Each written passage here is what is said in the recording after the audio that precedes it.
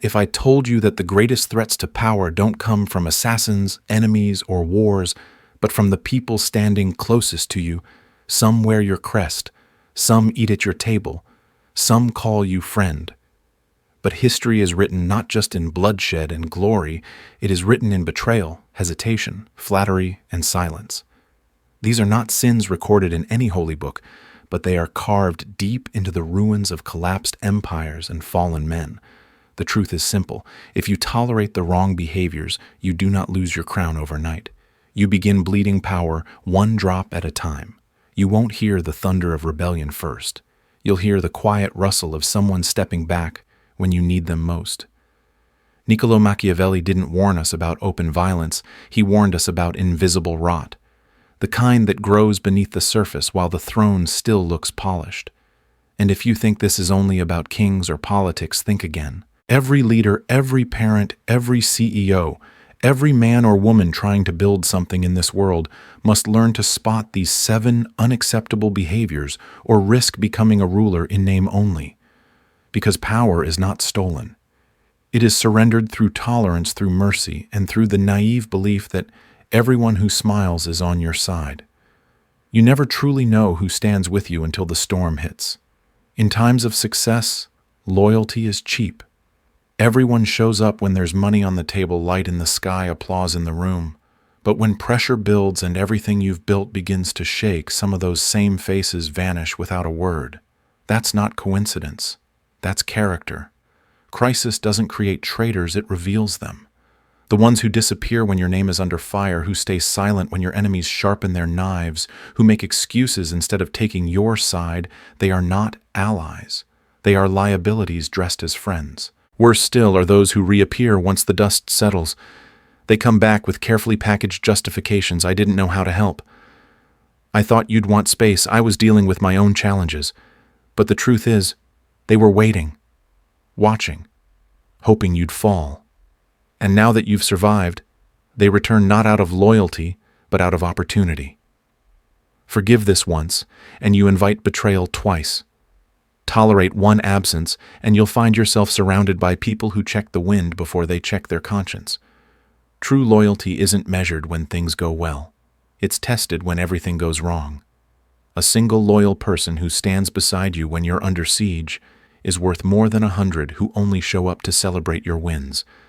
And in leadership, whether in politics, business, or relationships, that distinction is everything. Disloyalty sends a dangerous signal to the world that you are alone, that your command is conditional, that you can be abandoned without consequence. Power, when perceived as vulnerable, is already half lost. Remember, this silence in a moment of need is not neutrality. It's betrayal. A man who chooses himself over you when your back is against the wall will do it again. And next time it may cost you more than trust, it may cost you your throne. There is no enemy more corrosive to power than fear, especially when it sits on the throne. A coward in command is not simply ineffective, he is contagious. His fear spreads downward like rot in the beams of a house, quiet at first, then catastrophic. Cowardice in leadership doesn't always look like trembling hands or retreating footsteps. Often it hides behind noble-sounding words. We must be cautious. Let's wait for more information. Consensus is important, but beneath these phrases lies a paralyzing truth: the leader is afraid to act. Greatness demands decisive movement in uncertain terrain. The leader who waits to be sure will always act too late. While he stalls, doubts bloom. Subordinates begin to question. Advisors make backup plans. Rivals smell weakness.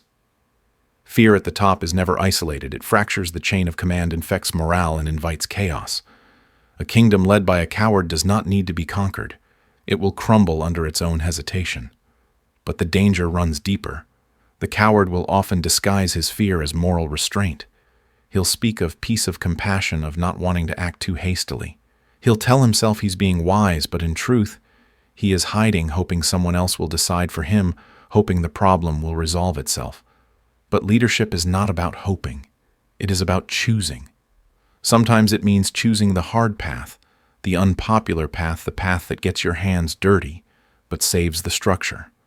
History is littered with failed rulers who feared acting more than they feared falling. They delayed until delay became defeat. They sought approval when they should have issued commands. Power is not preserved by popularity.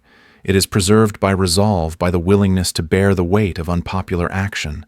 The strong act, even when the outcome is uncertain. They strike not because they're guaranteed to win, but because hesitation is a slow death. In the end, it is not cruelty that upholds order, it is conviction. It is the unshakable presence of a leader who does not blink, does not beg, does not apologize for doing what must be done. The coward calls himself a man of peace. But when the gates fall and the fires spread, it's not peace that remains, it's ruin. And the people will remember not just that he failed, but that he hesitated. The most dangerous traitor is not the one who curses you to your face. It's the one who praises you too much, too smoothly, too often, and always in public. Flattery is not loyalty. It's a weapon dressed in silk. It feels good, sounds sweet, and feeds the very part of you that wants to believe you're invincible. But beware, the more you need praise, the easier you are to control. The flatterer doesn't serve truth. He serves your ego. And by serving your ego, he blinds you to your own weaknesses, your own mistakes, and worst of all, to the enemies already inside your gates. This is the parasite of power. The flatterer whispers what you want to hear, not what you need to hear. He sees your insecurities and carefully feeds them with compliments until you become addicted to his words, dependent on his validation. He wraps his manipulation in the language of loyalty, but the moment your fortunes change, his true nature surfaces. He doesn't correct you. He doesn't challenge you. He just disappears, or worse, attaches himself to your replacement.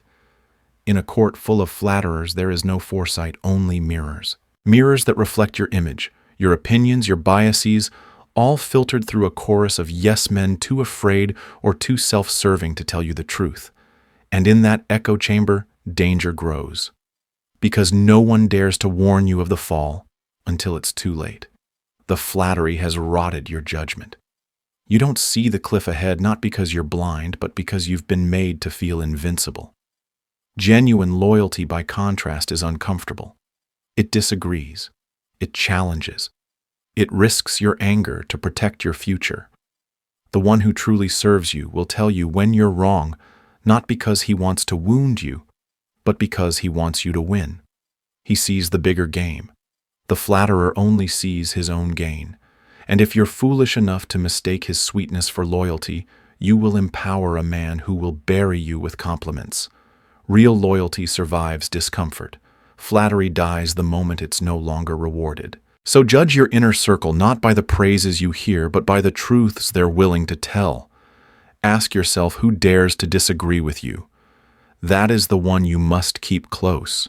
And who always agrees, always flatters, always applauds. That is the one you must watch. Not all enemies raise swords. Some simply raise glasses in your honor and wait for you to fall. Power is not only held, it is performed. And authority, once publicly questioned, is never fully restored. A ruler's greatest weapon is not just command, it is perception. The unspoken belief that resistance is futile, that order is absolute, that the throne is untouchable. But the moment someone stands up and challenges that perception in front of others, the illusion fractures. Not with gunfire, not with rebellion, but with suggestion, with doubt. And doubt spreads faster than any fire. The danger of public defiance lies not in what is said, but in who hears it. One man who questions your decisions in front of others gives permission to 100 more to start wondering if he can speak out. Why can't I? That's how insubordination is born, not in violence but in visibility. A ruler who allows his decrees to be mocked, his leadership to be publicly second-guessed, is already giving ground. The people don't need a better argument. They only need an excuse, and public defiance gives it to them on a silver plate. Understand this: silence in private may be tolerable. Doubt whispered in corridors may be overlooked. But open defiance, that must be crushed not because of pride, but because of precedent. You don't respond to a public challenge to silence one man. You do it to send a message to the room, to the court, to the nation. This throne is not up for negotiation. Mercy in the shadows can be wise, but mercy in the spotlight, that is weakness dressed as virtue. It doesn't inspire admiration. It invites chaos. And be warned, defiance rarely presents itself as aggression. It will come dressed as conscience. A man may say, "I speak only for the good of the people." He may appeal to ethics, to transparency, to morality. But look past the performance. What he's truly saying is this: I am the better voice. I am the rightful judge. I am more sovereign than you. That is not feedback. That is a coup in slow motion. The moment you allow the stage to be hijacked, you become an actor in someone else's play. So ask yourself, who gets to question your authority out loud? Who dares to challenge your leadership before an audience? If the answer is anyone, then you're no longer a ruler. You're a placeholder. Authority can be shared in whispers, but once it is surrendered in public, it never fully returns. And if you don't set the rules of your court, someone else will. Few betrayals cut deeper than ingratitude, not because of what is lost, but because of what it reveals, that your generosity, your sacrifice, your belief in another person meant nothing when the winds changed. A man you once protected, elevated, fought for now acts as if you were never there. He forgets the hand that lifted him the moment he no longer needs it. And when he does, he doesn't just abandon you, he insults the entire bond that once tied him to you. Ingratitude is not forgetfulness. It is a character flaw disguised as independence. It is treachery masked as self-sufficiency. These men don't see favors as loyalty-binding acts. They see them as temporary advantages, transactions with an expiration date. And when the balance tips, when your power wavers or your influence weakens, they don't stand with you. They step over you. Some will even strike the final blow just to prove their allegiance to your enemy. Why? Because they were never loyal to you in the first place. They were loyal only to their own momentum. And once you no longer serve their rise, you become disposable. This is why Machiavelli warns not against giving, but against giving without judgment. Generosity in the world of power is never neutral. Every gift creates a debt, but that debt only holds weight in honorable minds. The ungrateful man feels no obligation. He will take your gold, your trust, your mentorship, and the moment it's no longer convenient, he will rewrite the story in his favor. He will say he earned it alone, that you were just there, not essential, that he owes you nothing. And in that moment, you don't just lose a follower, you create a dangerous enemy, because now he walks the world with your secrets, your trust, and no reason to protect either. This is the fatal cost of misplaced favor. You think you're building loyalty, but you're really arming a future threat. A man who once stood at your side now walks freely unbound, carrying everything he learned under your roof. And when the day comes that he needs to choose between honoring you or advancing himself, there is no question he will sell memory for opportunity. So what do? You judge character before you grant power. You test a man's loyalty before he benefits, not after. And when you see ingratitude in action, when someone who once owed you everything acts as if they owe you nothing, you do not make excuses. You do not accept apologies wrapped in politics. You cut ties permanently. Because the man who forgets your help today will be the one who betrays you tomorrow, and he'll do it with clean hands and a clear conscience. Ambition is not the enemy of power. It is often its engine. It builds nations, drives innovation, wins wars. But unbound ambition, ambition that serves no master, no mission, no cause but itself, is a silent and strategic predator. It doesn't knock down your doors or raise a banner of rebellion. It studies, it waits, it smiles while sharpening the knife. The ambitious man without allegiance is the most dangerous figure in your court because he plays the long game. He doesn't challenge you openly, he agrees, he performs, he excels, but never commits, never binds, never bleeds for anyone but himself. This man doesn't speak like a rival, he speaks like a moderate. He positions himself as neutral, as practical, as simply doing his job. But neutrality in the realm of power is a disguise. No man who seeks to rise ever truly stands in the middle. He is waiting for you to slip, for your influence to dim, for a moment when your throne trembles and someone must step up, and he will be there, not as a savior, but as a successor. Don't mistake his usefulness for loyalty. Many rulers fall into this trap. They believe that because someone is effective, articulate, or quietly loyal, they are safe. But efficiency is not allegiance. Just because a man helps you does not mean he is for you. Often he helps because it helps him. Because staying close to power is the fastest way to inherit it when the right opportunity appears. If you cannot anchor an ambitious man to your vision through shared fate, clear rewards, and fear of exclusion, you cannot afford to let him rise unchecked. Power must flow through chains of loyalty, not through ladders of silent self-interest. And if he resists those chains, if he avoids deep alignment with your values, your people, your future, then understand he is not climbing with you. He is climbing over you. The modern world is full of this type, the rising executive who never pledges to a team, the political advisor who always stays strategically silent, the partner who contributes but never sacrifices. They're always present but never exposed. And that's the point. They wait for the moment you fall so they can rise without resistance. So bind the ambitious or break them. If you see potential in a man who won't fully commit, do not flatter yourself into believing he just needs time. Time is his weapon. Leverage is his game. You must make allegiance a condition of opportunity. If he cannot accept that he is not your ally, he is a rival in disguise. And every day you delay in drawing that line, he draws closer to your position of power until one day you look around and realize you are no longer leading. He is. There is no mask more dangerous in politics, leadership, or power than righteousness.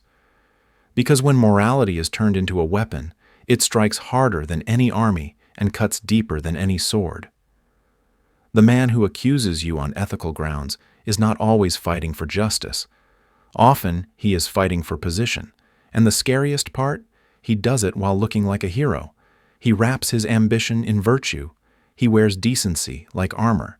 And with it, he makes you the villain simply for defending your authority. This is the most insidious form of manipulation because it doesn't demand control through violence or power, but through perception. A leader accused of being cruel, corrupt, unjust, or out of touch doesn't just face resistance. He faces a moral indictment. The crowd is no longer debating his decisions. They're debating whether he deserves to lead at all.